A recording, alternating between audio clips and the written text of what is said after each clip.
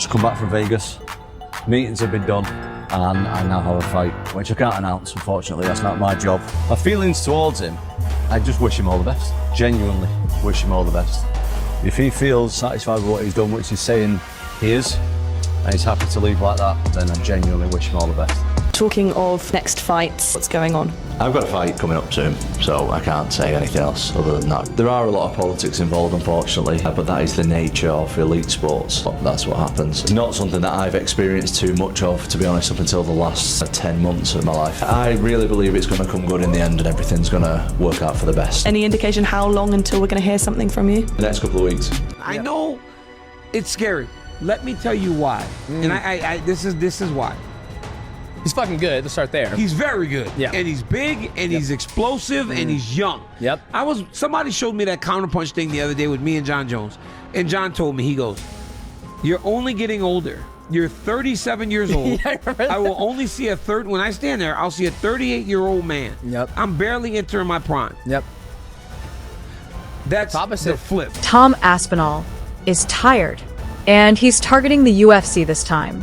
You would think he would be receiving the recognition, promotion, and attention he has deserved after emerging as the interim heavyweight champion in dominating form. However, he's being treated like a stand-in rather than the champion that he is, and he has yet to get an announcement about a fight or a clear next step.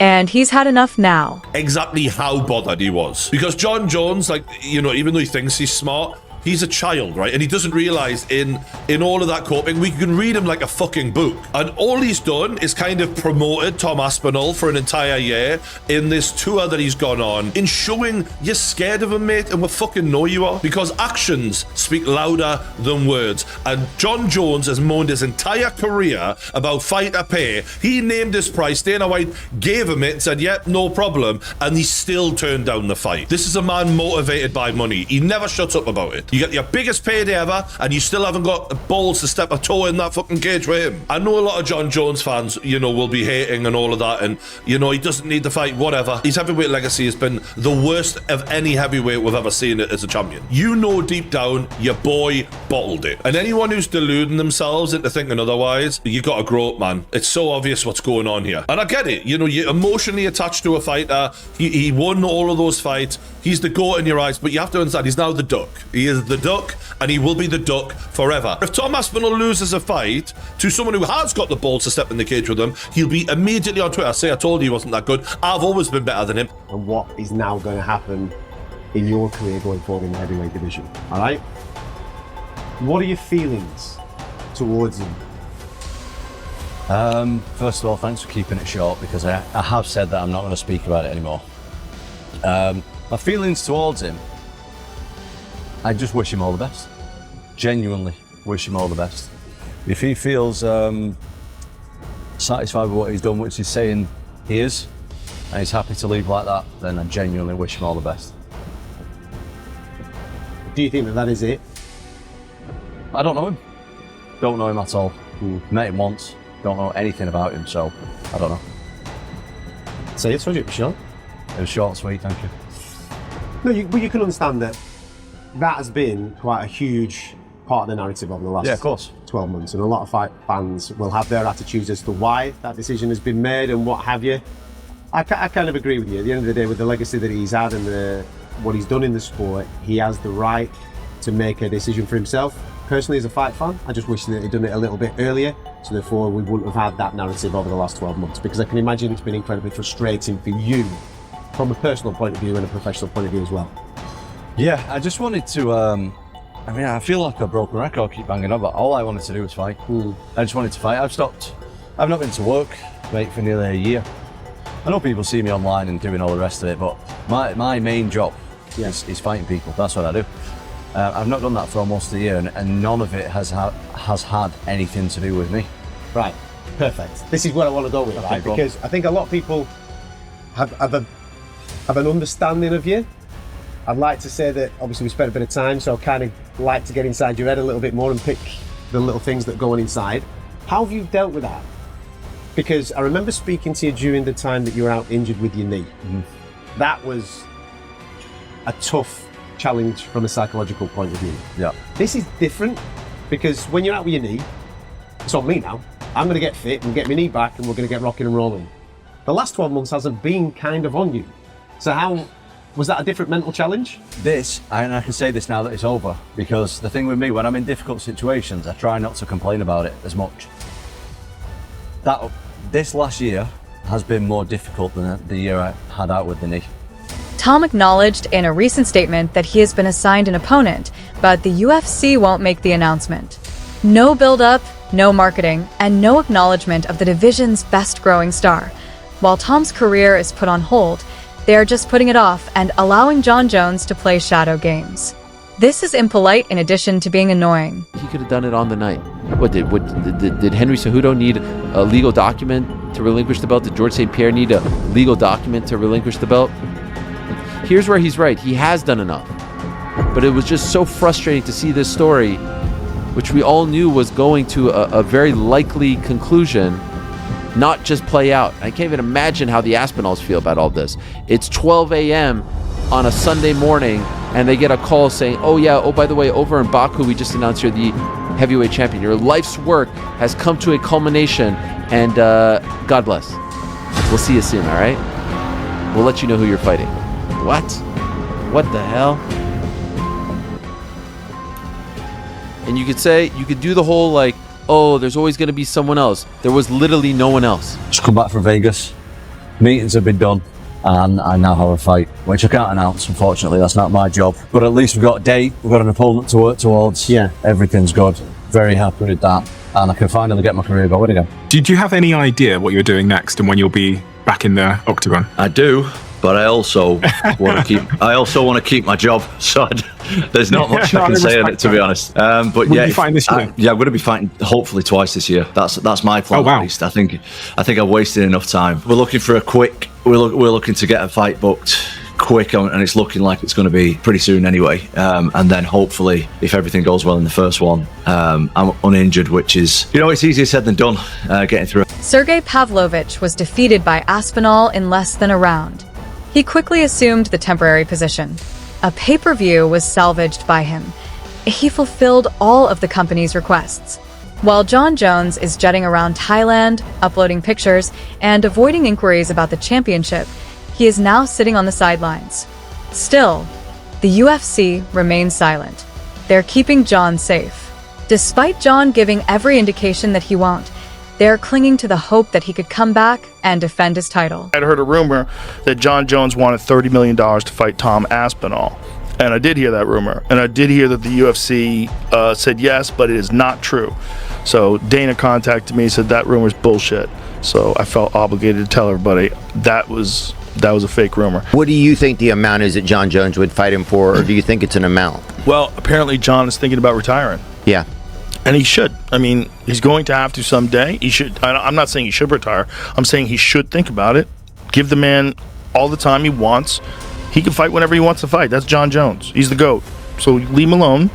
If he decides one day to come back, and he comes back and he wants to fight Tom Aspinall for the heavyweight title, the question is, like, how long are you allowed to hold on to the title before they start having that conversation? Now, he just knocked out Stipe Miocic, so give the man months. Give the man 5 or 6 months. Just leave him the fuck alone.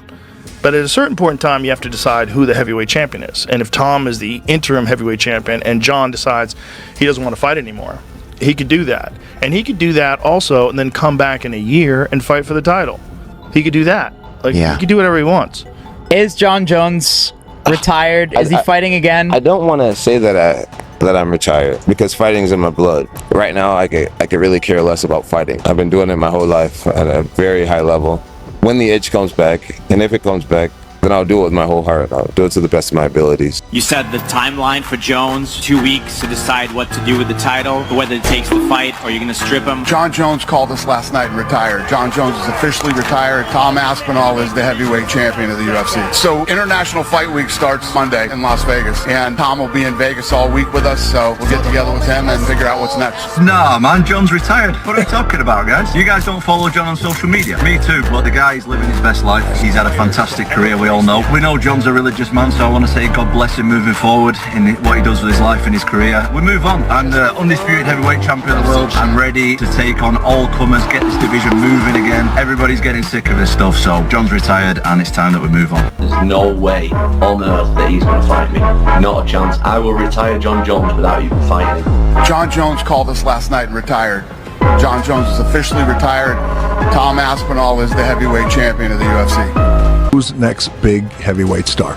Tom Aspinall, the guy who Of just course, who won just the won. interim title. He's phenomenal. And he is, again, the next advancement of the evolution of the sport. How so? Well, because he can do everything. That guy's got elite jiu-jitsu. He's got elite takedowns. His striking is outstanding.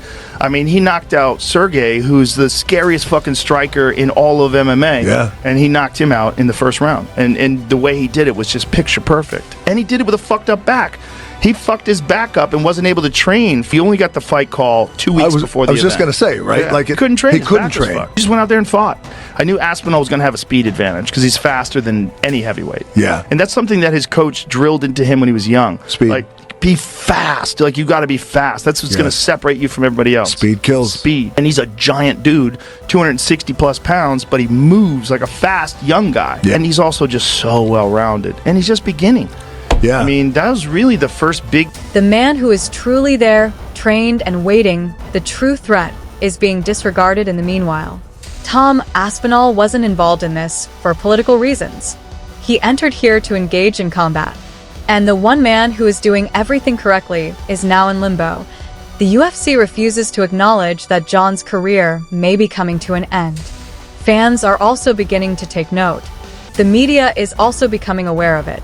The UFC's silence has been criticized by Ariel Helwani. Tom has the full support of Michael Bisping, claiming that the interim chamber's lack of a defined future is absurd.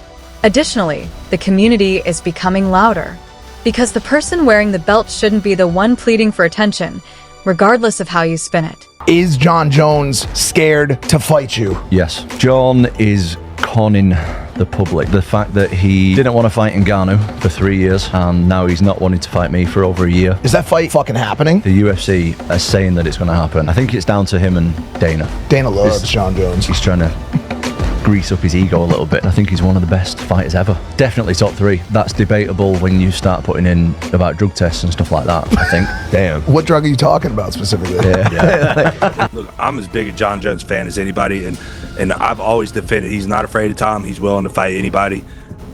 It's hard to not fall into that narrative here, though. You know, like, to me, like, fighting in the White House, like, that doesn't do it. But maybe I'm a different person. You know, maybe everybody looks at it different. For me, like, if you tell me they're going to have a fight at the White House, like, cool, all right. Like, it'd be cool to do it. If not, whatever. Like, a fight's a fight. Maybe Jon looks at it different. Maybe that, you know, got him motivated, sparked his interest enough. But, man, I'll tell you, like, this looks bad, in my opinion. Like, and I got the most respect for Jon. Like, I talk about it all the time, right? Like, the dude was kicking people's asses while on cocaine. You know, like I've done enough cocaine to know I cannot do that. Like, respect, Jon. Like, you are a bad motherfucker. But this looks like ducking. Phone calls were made to Tom, where Tom was told he's fighting Surreal. The phone call was made to Surreal, where he was told he was fighting Tom. I'm sharing with you purely as conspiracy theory, so something to discuss. That I think, in the absence of an official announcement, that there is room to run that idea back, which, by the way, is a knee-jerk reaction. There's a number of reasons not to do that match, but all of those reasons tie into failing to turn the page from the Jon Jones chapter. Which is problematic because that's a guess by me. They may not be looking to turn the page. Jon is now back in the pool. You could allow Jon into the pool. You could allow him into the organization. You can allow him to do anything you want except call himself the undisputed champion. That way, you don't even have to. You don't even have to require that he fight. That is the punishment if you don't fight. You lose your undisputed championship. You lose your participation. You lose your pay-per-view points. And I'm only sharing with you my entire conspiracy of running back Surreal versus Tom is rooted in the idea that Jon doesn't return.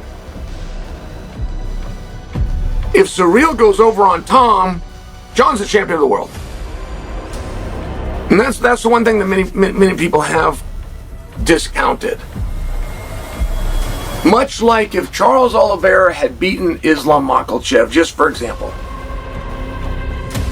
then everything that you believe and say about Khabib is called into question. Because that match never went down and they competed at the same time. You guys are following this logic, right? So, if you're not, and we understand you're not going to do Jon versus Tom, you can't get that fight to the ring. That has been well established. What are you going to do? The most thrilling heavyweight we've seen in a long time is Tom Aspinall. He is youthful, quick, capable of finishing battles, and prepared. He has every motive to have his bout publicized already. This division has to move, and Tom is the one driving it, whether it's Jelton Almeida, Cyril Gane, or someone else. However, the UFC is dragging their time. I like the idea of Alex. Alex is booked against Ankalaev. They're going to headline in October. Okay, great. So you got Jon off the board, you got Alex off the board. You start to see where you don't really have a choice. You got to go with Surreal, who is extremely problematic. If he beats Tom, Jon Jones is the champion of the world. If he beats Tom and Jon Jones is back, you now gotta make Jon Jones versus Surreal, which was very arguably the worst title fight in history, and for sure was the worst heavyweight title fight in history. It for sure was the worst title fight in the last 10 years. But it likely wins the booby prize all the way back in time.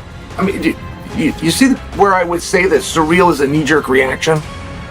You bring in the fact that Surreal skipped a fight because he decided he wanted to go do a movie, which, by the way, was never good enough to even get in the theaters. No offense, but what are you thinking there? You couple that with the fact that Surreal lost his last fight to Volkov. He won a decision, but he lost the fight. I mean, there is no reason why you would go with Surreal. Now, I don't say this to bury Surreal. Surreal's a complete stud. He's handsome and he's a nice guy. People like him. I'm just saying right. You'd have a hard time putting me in there with Tom, and I'm the linear champion. I'm the one that put Jon's foot on backwards so he can't train for it in the first place. But you'd have a hard time bringing me from the set of The Ultimate Fighter into a linear world title fight, even though logically it makes perfect sense. Do you see where this... So if you have it, but how are you going to get somebody in front of him? Stipe retired, Volkov's already had the fight, Curtis Blades just got in there. I mean, who are you going to put in front of him? Almeida can't draw. I like the idea of Almeida. I think Almeida's got a real good career in front of him. You can't take Almeida to a main event. You can't take him to a world title fight. You can't take him to Madison Square Garden, right? It's like baseball. 3 strikes and you're out. So who are you going to turn to? And you would need a little hook or crook. I'm only suggesting for you with recency bias and based on what we just saw and the landscape of the heavyweight division. Which is Tom Aspinall fights Pavlich and takes that fight on 2 weeks' notice and becomes the interim champion and fucks his back up and can't train at all. But Aspinall, he's something special. He really is something special. He's a very unusual example.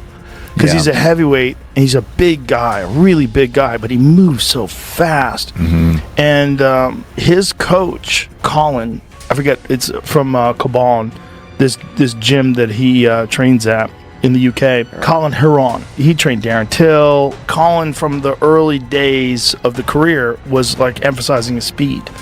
And so his speed has always been extraordinary compared to other heavyweights. He just fucking moves in. It's all fast, explosive movements. So he's got natural speed, but then he's also got a lot of training to execute quickly. So when he moves in, he closes the gap. You can see, he's fast for a big guy. Right.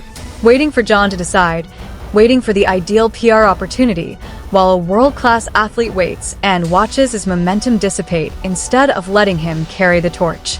Furthermore, Tom's message is really clear. Announce my next battle or F off.